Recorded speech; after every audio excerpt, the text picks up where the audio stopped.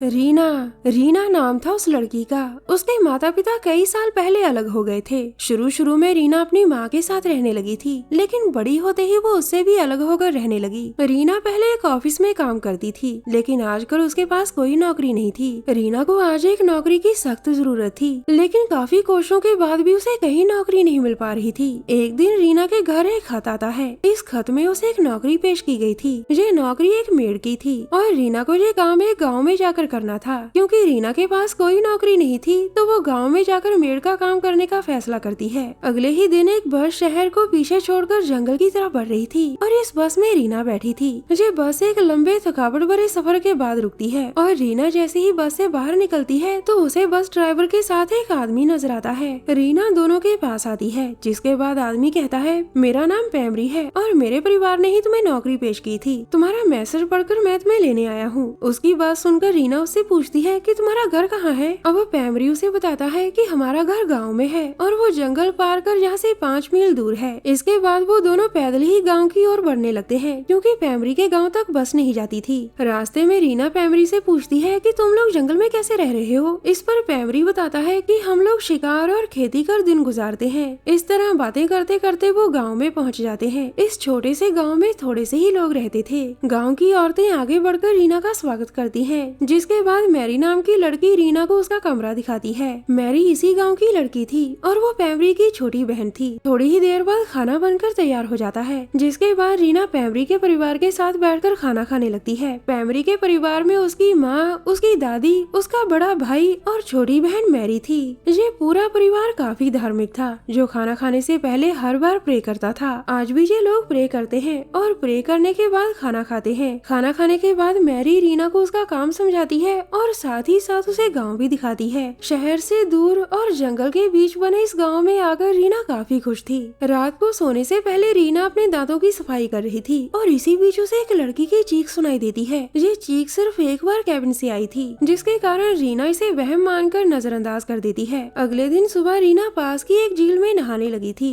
वो नहाकर जैसे ही बाहर आती है तो उसे अपने सामने 2 लड़के दिखाई देते हैं। रीना का बदन देखकर वो दोनों लड़के गर्म हो चुके थे, लेकिन फिर कुछ सोचकर वो दोनों चुपचाप वहाँ से चले जाते हैं। उनके जाने के बाद रीना घर आ गई थी और उसने अपना काम भी शुरू कर दिया था। वो मैरी को लड़कों के बारे में बताना चाहती थी, लेकिन उसे समय नहीं मिलता। थोड़ी ही देर बाद दोनों लड़के आकर पैमरी के साथ काम करने लगते हैं। उनके पास ही मैरी और रीना भी घर का काम कर रही थी। मैरी रीना को बताती है कि लंबी दाढ़ी वाले का नाम सिल्वा और केश निखार से नहा नहा कर लंबे बाल करने वाले का नाम जैक है। इसके बाद मैरी उसे बताती है कि ये दोनों भी इसी गाँव के हैं और कभी कभी पैमरी के पास आ जाते हैं। काम खत्म करने के बाद वो दोनों लड़के रीना से मिलकर वहाँ से चले जाते हैं। कुछ देर बाद गांव की सभी औरतें एक घर में काम कर रही थीं और रीना भी उनके बीच बैठी उनकी बातें सुन रही थी। काम करती करती औरतें रीना से पूछती हैं कि क्या तुम शादी कर इसी गांव में रहना चाहती हो। इस पर रीना कहती है कि मुझे आपका गांव पसंद है, लेकिन मैं यहाँ पूरी जिंदगी नहीं रह सकती। तभी पैमरी वहाँ आकर रीना से कहता है कि हम तुम्हें कहीं नहीं जाने देंगे।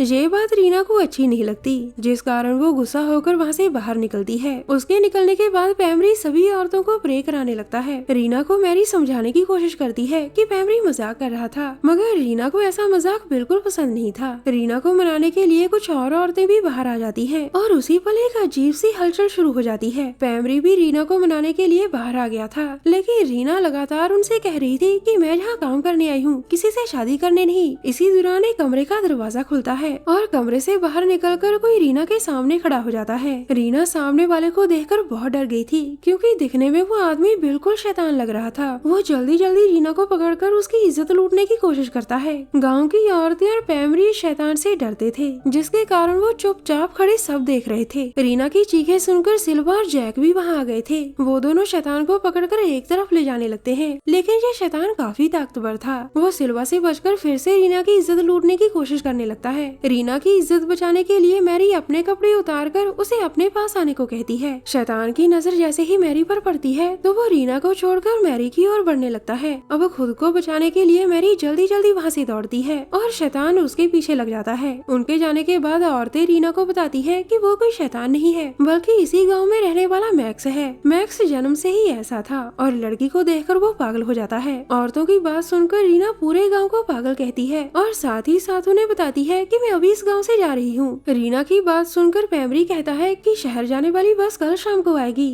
उसकी बात सुनकर रीना उदास हो जाती है क्योंकि वो चाहकर भी अब गाँव से जा नहीं सकती थी। थोड़ी देर बाद रीना एक जगह पर अकेली बैठी थी और इसी बीच मैरी उसके पास आकर बैठ जाती है। वो रीना से कहती है, मैं आज मैक्स से बच गई। गाँव वालों ने उसे कमरे में कैद करके रखा था, लेकिन आज ताला तोड़कर वो बाहर निकल आया। रीना उसकी बातें तो सुन रही थी लेकिन बोल कुछ नहीं रही थी। अब मैरी उससे कहती है, सिल्वा ने तुम्हारी इज्जत बचाने की कोशिश की थी और मुझे लगता है कि तुम्हें उससे शादी कर लेनी चाहिए। ये सुनकर रीना गुस्सा करती है, जिसके बाद वो उठकर वहाँ से चली जाती है। मैरी उसके पीछे पीछे जाकर उसे रोकने की कोशिश करती है, लेकिन रीना लगातार आगे बढ़ रही थी। इसी दौरान आगे सिल्वा जैक की इज्जत लूटने की कोशिश कर रहा था। आगे बढ़ रही दोनों लड़कियों की नजर जैसे ही उन पर पड़ती है तो रीना मैरी से कहती है, मैं मर जाऊंगी लेकिन सिल्वा से कभी शादी नहीं करूंगी। उसकी बात सुनकर मैरी कहती है, प्यार तो प्यार होता है, सामने वाला चाहे लड़का हो चाहे लड़की हो, हम किसी के साथ भी प्यार कर सकते हैं। मगर रीना उसकी बातों से सहमत नहीं थी और वो मन ही मन पूरे गांव को भला बुरा कहती है। अब मैरी उसे बताती है कि तुम्हें एक साजिश के तहत जहाँ बुलाया गया है, तुम्हारे लिए एक स्पेशल बस चलाई गई ताकि तुम यहाँ पहुँच सको।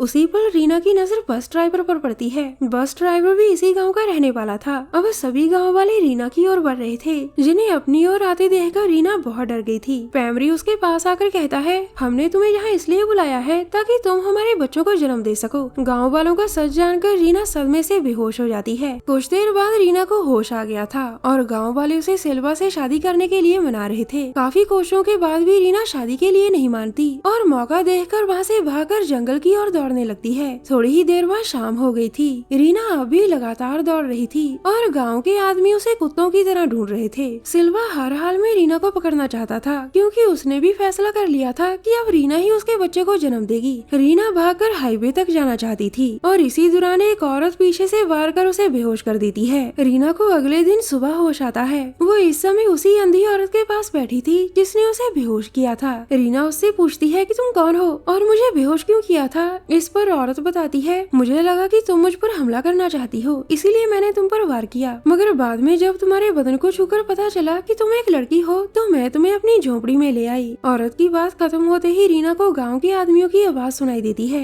जिसे सुनकर वो औरत को सब बताकर उससे मदद मांगती है। जल्द ही सिल्वा और जैक औरत के पास आकर उससे रीना के बारे में पूछते हैं। रीना उसी की झोपड़ी में छुपी हुई थी, लेकिन वो सिल्वा से कहती है कि यहाँ कोई लड़की नहीं आई। औरत की बात सुनकर सिल्वा और जैक वहाँ से चले जाते हैं, जिसके बाद औरत रीना को अपने पास बुलाकर कहती है, तुम चाहकर भी यहाँ से नहीं निकल सकती क्योंकि ये जंगल बहुत बड़ा है और तुम इसके बीचों बीच हो। या तो तुम गाँव वालों के हाथ लग जाओगी या फिर किसी जानवर का शिकार बन जाओगी। ये सुनकर रीना उससे पूछती है कि कोई तो तरीका होगा जिससे मैं सिल्वा के बच्चे की माँ बनने से बच सकूं। अब औरत उसे बताती है कि मुझे भी शहर से यहाँ लाया गया था ताकि मैं भी गाँव वालों के बच्चे जन्म सकूं। गाँव वालों से बचने के लिए मैंने अपनी आंखें फोड़ डाली थी क्योंकि गाँव वाले कभी नहीं चाहते कि एक अपाहिज औरत उनके बच्चों की माँ बने। कहानी के आखिर में वो रीना को अपनी जुबान काटने की सलाह देती है और रीना के हाँ कहने पर औरत उसकी जुबान काट देती है। रीना किसी भी हाल में सिल्वा के बच्चे की माँ नहीं बनना चाहती थी और जुबान काटने के बाद वो भी औरत के पास उसी की झोपड़ी में रहने लगी थी। हमारी वीडियो देखने के लिए धन्यवाद।